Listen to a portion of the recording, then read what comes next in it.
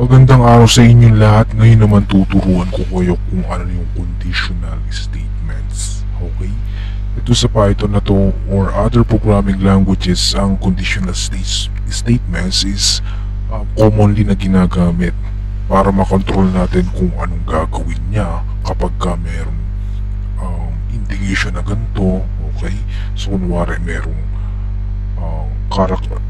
character sa isang word, anong gagawin mo, o kaya merong isang word na wala sa list, pwede mo siyang i-add doon, yung mga ganun na bagay. So, i-control natin kung paano mag-execute yung isang program or kung paano siya mag-iisip or kung paano siya magde-decide. Okay? So, yun yung mga conditional statements.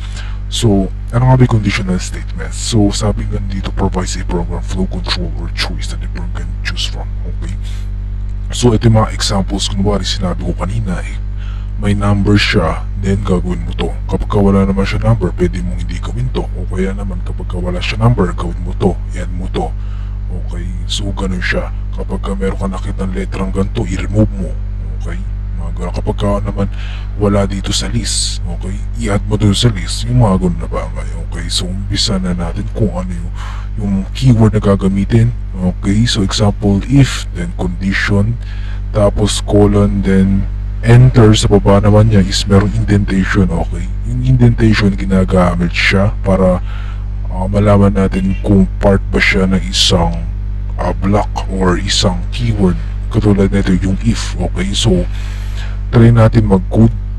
So sabihin natin merong 18 years old, merong age na 18 years old, tapos merong isang school na papapasukin lang yung mga 18 years old. O kaya meron siyang have ID.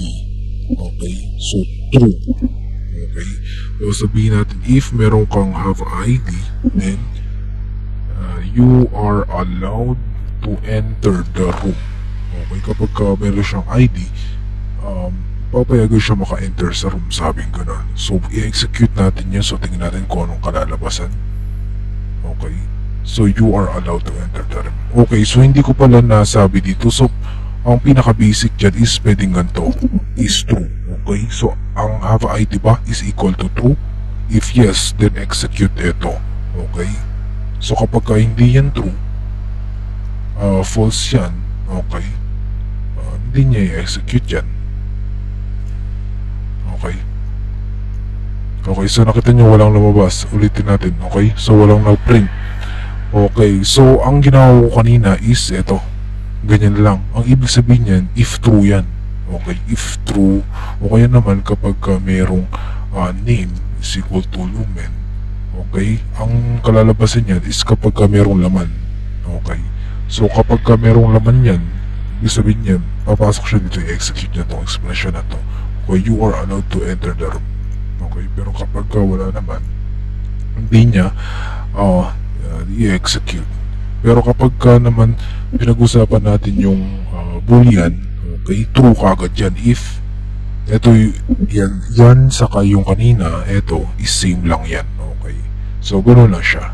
So pwede rin sabihin natin yung age is equal to 18. Okay, so if age is greater than or equal to 18, so pwede siya enter sa room.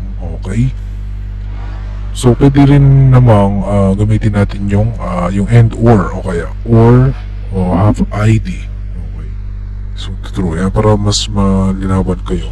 Sabing ganun, yung age ba niya is greater than or equal to 18? True. Okay, or okay, yung ID ba is equal to true? False. Okay, pero so itong condition na to, ang nire-return niya is true, pero ito is false. So, pero dahil gumamit tayong or, dapat isa lang dyan sa dalawa is true. Kapag ganon, merong isa na nag-true, ibig sabihin, yung condition is true na. Pero dahil dito nag-true siya, so kahit false to, hindi true. Ibig sabihin, itong condition na to is true. Okay? Then, i-execute na to dahil nga true. Okay, you are allowed to enter the room.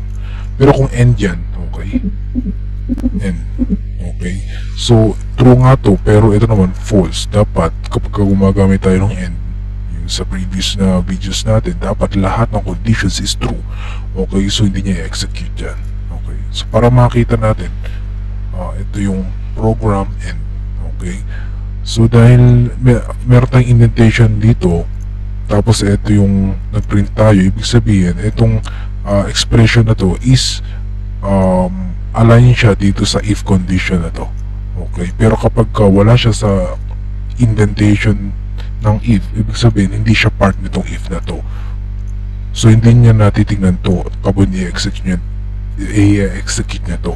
Kahit pag true one to or false, i-execute pa rin niya to. Okay, so dahil dito gumamit tayong end, true to false, so false na hindi to execute, pero dahil wala tong indentation, hindi siya kabilang dito sa if, so i-execute niya. So ayun, program end. Okay, pero kunwari kahit true pa yan, i-execute pa rin niya. You are allowed to enter the room sa program end. Okay, so ito saka ito. Okay, then pala yung sa anin ko muna pala yung yung ibang keyword else. Okay, yung else naman ginagamit kapag hindi nag-true yung if. Okay, kapag false, ito yung tinatawag na default. Okay, kahit ano pang condition yan, kapag hindi nag-true yung if, okay, pati yung isang keyword na mamaya pag-aaral natin, dito siya lagi papasok dito sa else. Okay, lagi niyang i-execute to. Okay, itong else. Okay, so if age, okay, is greater than 18, okay, else, okay, you are not allowed to enter the room. Okay, saan siya papasok? Dahil yung age, which is 18, hindi naman siya greater than 18, diba? Equal yan eh. So dito siya papasok. Okay, so yun siya, you are not allowed to enter the room. Okay, so sabihin na para mas madali natin makita, if. Okay, tapos elif. Okay, then tagalan natin to, tapos sugon lang siya. Pero what if dinagdagan natin to ng if have ID, sabi ganon. Okay, so ano yung first, sabihin natin, tapos second if. Ayan. So anong kalalabasan yan? Okay, so ang kada if is iba't ibang context. Okay, kada if i-execute or pupunta yung program para tingnan yung condition niya. Okay, dahil meron kang if dito, titignan niya to, tapos meron ka na namang if dito, titignan niya to. Pero dahil meron kang if else dito, okay, itong if else na to is isang context lang. Okay, sorry. Okay, so ito isang context or isang topic, then ito naman isang context. Okay, isa lang dyan yung pagpipilian niya, pero dito meron naman siya pagpipilian. Okay, so papasok siya dito, tapos papasok siya dito sa isa sa dalawa dito. Okay, so titignan natin if meron bang ID, so palitan natin itong true. Okay, so papasok siya dito kasi nga true to. Okay, tapos dito ba siya papasok sa pangalawa? Hindi, dito sa elif. Okay, kasi hindi siya greater than 18 yung age. Okay, so ang bawi po rin dyan is itong first if saka itong elif. Okay, so ayun siya, na-print siya. Okay, so magkaiba siyang so kung gusto nyo isa lang yung gusto nyo ma-execute, okay, ba kasi meron kayong result. Okay, so kunwari meron kasing result na result is equal to 0. Okay, so if result is greater than -1, greater than or equal to -1, so ang result is mag-add ka ng 1. Okay, tapos baka bigla nag-if pa kayo, result is greater than or equal to -5. Okay, yung result So, dadagdagan nyo pa ng dalawa. Okay, tapos kung pipilit nyo yung result. Okay, so kung sa tingin nyo, isa lang dapat yung dapat ma-execute dito kung ito lang o kaya ito, dapat gagamitan nyo ng elif. Okay, kasi kung hindi nyo ginamitan ng elif yan, okay, so dahil ito true yan, result 0 is mas malaki dun sa ano. So sabihin na natin para mas madali yan. Fine. 10, 100. Okay.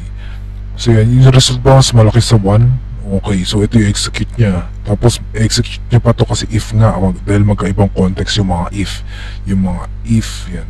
Ang magkakasamaan, if yung elif na pagkaaral natin next, then yung else, okay? Isang context lang yun, yung if, elif, saka else, okay? O kaya if, else, o kaya if, elif, ganun siya. Okay, ay wait lang, hindi pala pwede magkaroon ng ano. So try nga natin.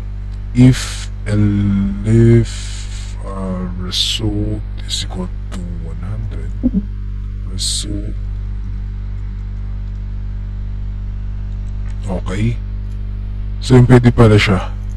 Okay, so pwedeng magkaroon ng if elif lang, kaya di na magkaroon ng else. Basta hindi mawawala palagi at nasa unahan yung if. Bawal kayong gumamit ng elif kaagad. Lagi nag-uumpisa sa if. Okay? Then sunod yung pwedeng else, pwedeng elif lang, o kaya pwedeng elif else. Okay? So dahil dito sa resulta na to, kunwari gusto nyo isa lang yung pwedeng i-execute.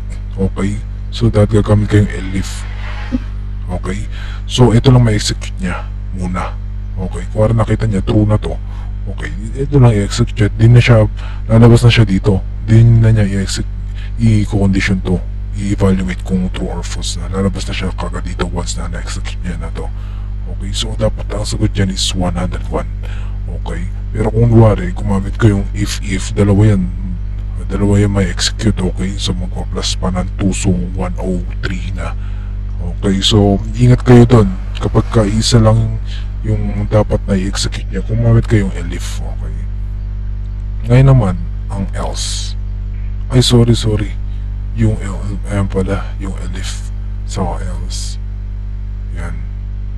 So kunwari yun nga, so result plus equals 5. Okay, dahil isa lang itong context, isa lang yung ma-execute. So sa ano yung siya dyan ma-execute? So result is greater than equal to 1,000. No. Is result greater than equal to 5? Yes. So dito na siya ma-execute. So 100 plus 2 is 102. Okay, so 102 na siya. Pero kunwari ginawa nyo itong elif or ginawa nyo ganyan. Okay, anong kalalabasan dyan? Ma-execute ba to? Hindi. Ma-execute ba to? Yes. Okay. Hindi. Sabihin na natin 1.5. Okay. So, ma-execute ba to? Hindi. Ma-execute ba to? Hindi rin. Pero dahil may else ka dito, isang itong context. Dahil pumasok siya dito sa if, obligado papasok siya sa else. Okay. Then, magpa-plus siya ng 5. So, 105. Okay. So, yun siya. Then pala sa in. Okay. So, kunwari meron kang age list, okay, yung mga pwede pumasok, mga 18, mga 22, mga 28, 30, mga 35, okay, yan lang yung mga pwede pumasok, tapos merong 18 dito, okay, sabihin natin 17. So if age in, okay, age list, then pwede siyang allowed to enter. So, sabi dito in age ba, which is 17, is nasa age list which is 18, 22, 28, 30, sa 35. Nandun ba siya? Yung 17? Wala. So, hindi siya hindi niya ito i-execute. Hindi niya ito i-execute tong print na to. Okay, so tingnan natin end. Okay. Hindi siya kabilang dito. So, kahit mag-false pa to or true, execute to. So, para makita natin kung mapupunta siya dito. Okay. So, kung nakita natin end lang. Okay. So, nung pumunta siya dito, okay, para makita natin, before if, okay. So yan, before if, tas nag-end ka agad siya. Before if, tas pumasok siya dito, dahil wala yung 17 doon sa list na yun, hindi niya prininto, lumabas ka agad siya dito, then prinint niya to. Okay, pero kung itong ano na to, nasa 18 siya, okay, so 18, okay, papasok siya dito, dito, then dito. Okay, dapat meron tayo makikita ng allowed to enter dun sa baba. Okay, allowed to enter. So, ganun siya. Okay, so yun muna. Okay, next naman natin pag-usapan natin yung iba pang wait lang pala. Meron ditong ternary. Okay, so yan, ternary na if else saka ternary na if elif saka else. So kung gusto niyo lang one-liner yung if condition nyo o kaya expression nyo na mayroong condition, so pwede nyo itong gawin. Okay, so hindi ko natuturo kasi pwede nyo naman magawa yung isang program nang hindi gumagamit ng ternary, lalo na kung basic lang naman yung mga gagawin nyo. Okay, so yun lang, kita tayo sa next video. Maraming salamat sa panonood.